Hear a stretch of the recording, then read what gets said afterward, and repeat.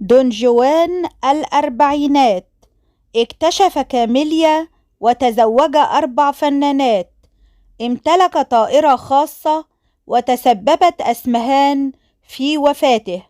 محطات في حياة الفنان أحمد سالم. أحمد سالم ممثل ومنتج ومذيع ومخرج مصري، أحد رموز زمن الفن الجميل، وعرف كفتى شاشة أول. بدأ حياته في مجال الطيران ثم انتقل إلى الإذاعة والفن. حياة قصيرة مليئة بالأحداث والمغامرات والإنجازات عاشها أحمد سالم، واستطاع أن يترك فيها بصمة مهمة خلدت اسمه في تاريخ الفن المصري. في هذا الفيديو سوف أعرض لكم أبرز المعلومات عن الفنان المصري أحمد سالم وأهم المحطات في حياته الفنية والشخصية. ولد أحمد علي سالم والمعروف باسم أحمد سالم في مركز أبو كبير بمحافظة الشرقية في 20 فبراير عام 1910. نشأ في أسرة ثرية أرستقراطية، والتحق بالثانوية بمدرسة الخديوي بالقاهرة، ثم سافر إلى إنجلترا لدراسة الهندسة بجامعة كامبريدج وفن الطيران أيضا.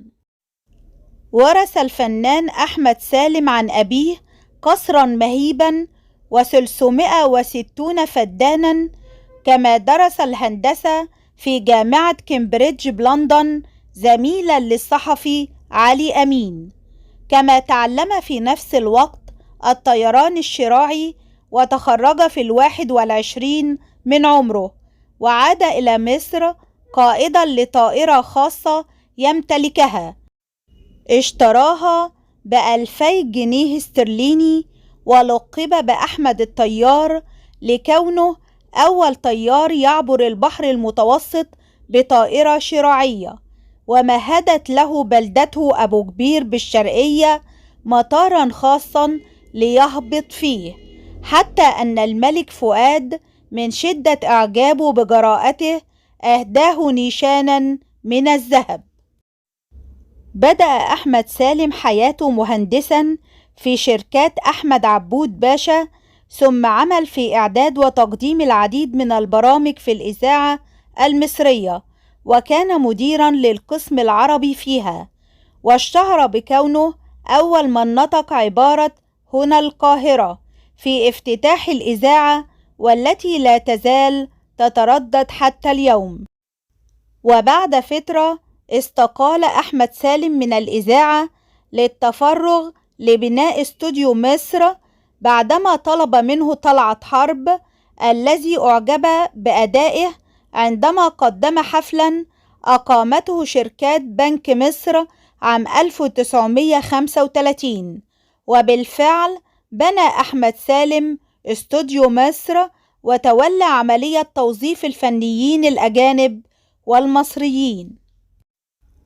أسس الفنان أحمد سالم شركة أفلام خاصة به أطلق عليها نفرتيتي، وقدم 7 أفلام تأليفا وإخراجا وإنتاجا، وشارك في التمثيل فيها، وهي أجنحة الصحراء، رجل المستقبل، الماضي المجهول، ابن عنتر، حياة حائرة، المستقبل المجهول، وكان آخرها دموع الفرح الذي عرض بعد وفاته. ابتعد أحمد سالم عن السينما بعد فيلمه أجنحة الصحراء، حيث شارك في أعمال تجارية كبرى في أعمال حرة أخرى مثل تجارة السلاح، وكانت له مغامرات في التجارة مشهورة حول الخوذات التي كانت تورد للجيش الإنجليزي، وتم تحويله للتحقيق، وأحدثت هذه المشاكل ضجة في الأوساط الفنية السياسية.